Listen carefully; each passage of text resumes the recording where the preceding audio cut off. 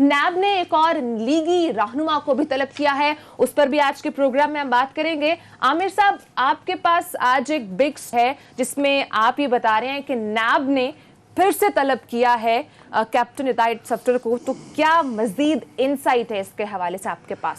जी, ये बिल्कुल अभी इदारों का तनाव तो बढ़ ही रहा है और पॉलिटिक्स जो है ना उसमें गर्मा गर्मी ज़्यादा आती जा रही है। तो मरियम बीबी की उस तकरीर के बाद जो कि उन्होंने प्रेस कॉन्फ्रेंस में भी की, तो बहुत ज़्यादा ये चहमगोइयाँ यहाँ थी कि आया इस्टेब्लिशमेंट और गवर्नमेंट पीछे हटेगी या मुकाबला करेगी। तो ये चहमगोइयाँ भी हो रही थी कि शहबाज शरीफ साहब के पकड़े जाने के बाद नेक्स्ट किसको पकड़ा जाएगा, क्योंकि हम ये बता चुके हैं कि पकड़ दकड़ का सिलसिला काफ़ी अरसे से प्लान हो चुका हुआ था। तो अभी लेटेस्ट खबर ये है कि 8 अक्टूबर को पेशावर में उनको कैप्टन सफदर साहब को बुला लिया गया है। खबर दे रहे हैं जी, वो बिल्कुल उसमें, क्योंकि उनका ताल्लुक जो है आपके सूबे से है, मानसेरा से है।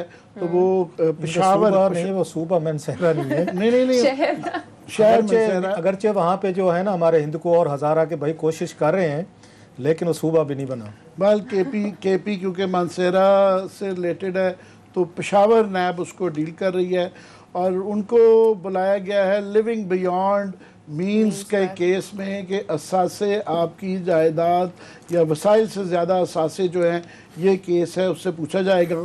और उनके असासों की तफसील जो है ये हमारे पास मौजूद है, मगर ये हम इसको ज़रा डिटेल केस को लेटर करेंगे। सिर्फ बता रहे हैं फ़िलहाल कि उनको बुला लिया गया है। ये स्टोरी ब्रेक कर रहे हैं कि उनके क्या उसकी तफसीलात हैं केस की, कितने उनके असासे हैं, कहाँ से लिए, वो लैंड वैंड उन्होंने जो लिया था। क्लास साहब और हम बड़ा डिस्कस करते रहे हैं कि कितने पैसे में कितना लैंड लिया था और उनका जो खानदान का वजीफ़ा कितना था, वो काफ़ी तफसीलात हैं। वो प्रोग्राम के लेटर हिस्से में करेंगे, मगर अगर ओवरऑल ज़रा उसकी तरफ पहले आ जाते हैं। इससे पहले आप जाएँ कैप्टन सफदर पे, मेरा ख्याल ये है ये दूसरा केस है। ऑलरेडी एक पहले केस एक ये कैप्टन सफदर पे पड़ा हुआ है। वो केस ये था कि इनको मियां नवाज शरीफ साहब ने, जरा कौम को बता देना जो उस वक्त कैसे बंदर बांट होती थी, कि इन मियां नवाज शरीफ साहब का इनका ये था ना कि हम फंड्स नहीं देंगे, क्योंकि सुप्रीम कोर्ट ऑफ पाकिस्तान ने रोका हुआ था। हमारे प्रोफेसर साहब एहसन इकबाल साहब उस वक्त PND वगैरह को हेड कर रहे थे इस प्लानिंग डिवीजन के। इन्होंने कहा जी वाया भटिंडा, क्योंकि सुप्रीम कोर्ट ने कदम लगा थी कि पैसा आपने बल्दियाती इदारों को देना, MNAs को नहीं देना। उस वक्त इफ्तिखार चौधरी साहब की एक जजमेंट आई थी इस पे, सारा उनका भी था और दीगर का भी था। इन्होंने वाया भटिंडा निकाला एहसन इकबाल साहब ने और कंपनी ने कि MNAs को पैसा तो देना है। अब इमरान खान साहब भी दे रहे हैं आजकल 25-25 करोड़, तो 5-5 करोड़ 10-10 करोड़ पे जो उस वक्त कहते थे हम नहीं देंगे, सब देते हैं।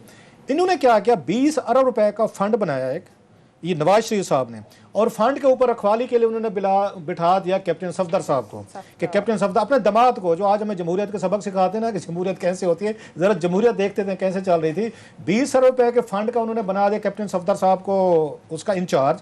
जितने MNAs थे उनको कहा गया था जिसने भी जो यहाँ पे दाल दलिया कोई खैर खैरायत लेनी है, देख में से हिस्सा लेना है, वो कैप्टन साहब के दरबार में जाए और वहाँ पे लाइन में खड़ा होकर जिसको ये चाहें जितना देंगे ये पैसे देंगे। उस पर इन्होंने अपने ही हल्के के लिए जो इल्ज़ामात लगे, तो उस पर बहुत सारे पैसे जो हैं इन्होंने खुद भी लगाए थे वहाँ पे अपने इलाके में, उस पर भी इतराज़ात थे। सो प्लस इनसे सारी सबूतों के लिए वो भी मांगा गया था। और लास्टली ये कैप्टन सफदर साहब इतने लाडले हैं कि जनाब के हमारे इलाके के वहाँ पे रफ़ीक रजवाना साहब हैं, वो सेनेटर थे जो बाद में गवर्नर बने, उनको मुल्तान का फंड मिला 2-2.5 करोड़ रुपए, उन्होंने कैप्टन सफदर साहब के हल्के को दिया। यहाँ पे आपके इधर थे MNAs थे, यहाँ पे इसके भावलपुर के 1-2 MNA खवातीन थी, उनके फंड भी कैप्टन सफदर के हल्के में दिए गए थे।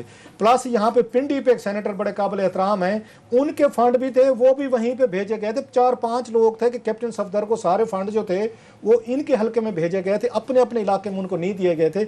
इस पे भी इन पे इंक्वायरीज हो रही थी जस्ट। लेकिन अब आप एक नई स्टोरी दे रहे हैं कि नैब ने अब उनको formally in the given situation तलब कर ले एक नए केस में, कितना पैसा आपके पास कहाँ से आया है। Sorry for interruption, but I said नहीं, ये बहुत थोड़ा सा बैकग्राउंड जरूरी बता दिया कि ये मुख्तलिफ केस है और हम ये नहीं कह रहे हैं कि उनके खिलाफ फौरन जो है रेफरेंस हो।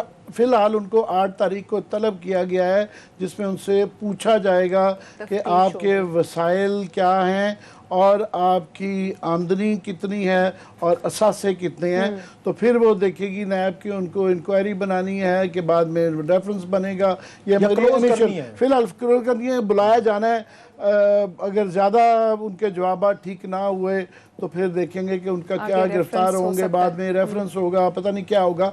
मगर क्योंकि चमगइयाँ ये हो रही थी कि मरियम की इसके बाद, क्योंकि लीडिंग फिगर इस वक्त एपीसी में पीपल्स पार्टी के बड़ा सबड्यूड सा वो आ रहा है, तो इसको कौन लीड करेगा। और फर्ज करें अगर मरियम बीबी इसको बहुत ज़्यादा यहाँ लीड करें, अगर वो गिरफ्तार हो जाएं तो फिर कौन करेगा। ये वो लीड कर रही है या नहीं, लेकिन आज जो पहला इजलास हुआ है उसमें वो नज़र नहीं आई।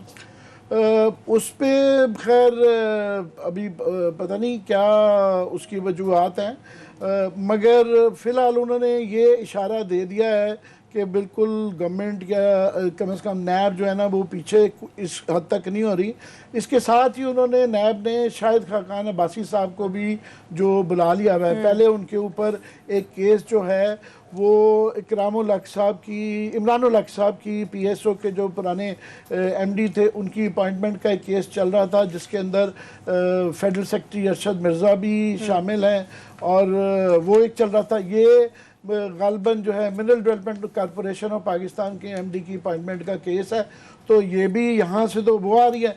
हाँ, एक जगह से आप उसको कह लें बैकआउट किया है या क्लैरिफाइड डाउन किया है नैब ने कि ये जो खबरें चल रही थी कि मौलाना फजल रहमान को बुलाया गया है 1 अक्टूबर को नैब ने, उन्होंने कहा जनाब ये खबरें बिल्कुल गलत हैं, हमने बिल्कुल नहीं बुलाया, अभी जब बुलाना होगा तब बुलाएंगे। मगर यस, जो हमने खबर दी थी कि वो इंक्वायरी उनकी असासों की है, वो बिल्कुल तो कंफर्म हो गई खबर, वो तो कंफर्म हो गई है। मगर अभी फिलहाल उनकी इंक्वायरी जारी है, अभी बुलाया नहीं है। तो ये खबर कि वो कितने जत्थों में जाएंगे वो ये क्वेश्चन अभी नहीं आता, क्योंकि अभी बुलाया नहीं गया।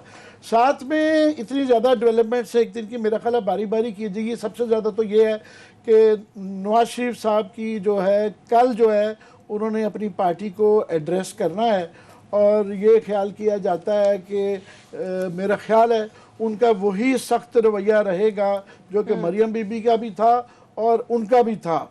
वो इसलिए ये इसके बाद के शवाहिद जो है वो उनका ये लेटर है जो कि पार्टी के जनरल सेक्रेटरी हसन इकबाल साहब ने जो किया है, जिसमें वही उन्होंने अदा किया है जो कि मरियम बीबी ने अपनी बाद में कहा था कि आइंदा पार्टी का कोई बंदा भी जो है किसी एजेंसी को, किसी फौजी हकाम को जो है कोई मुलाकात नहीं करेगा। तो मेरा ख्याल आपके पास नवाज शरीफ साहब का वो कल का जो बयान है लंदन का वो दें, ताकि बारी बारी इन चीज़ों को डील करें। लंदन में बैठे नवाज शरीफ साहब का जो वीडियो लिंक पर एक जो बयान सामने है, जरा वो प्ले कर दीजिएगा। सब कल भी कह रहे थे कि मरियम ने जो सवालात उठाए हैं ये बहुत जायज़ है, आज नवाज शरीफ साहब भी उसी हवाले से वही बात कर रहे हैं।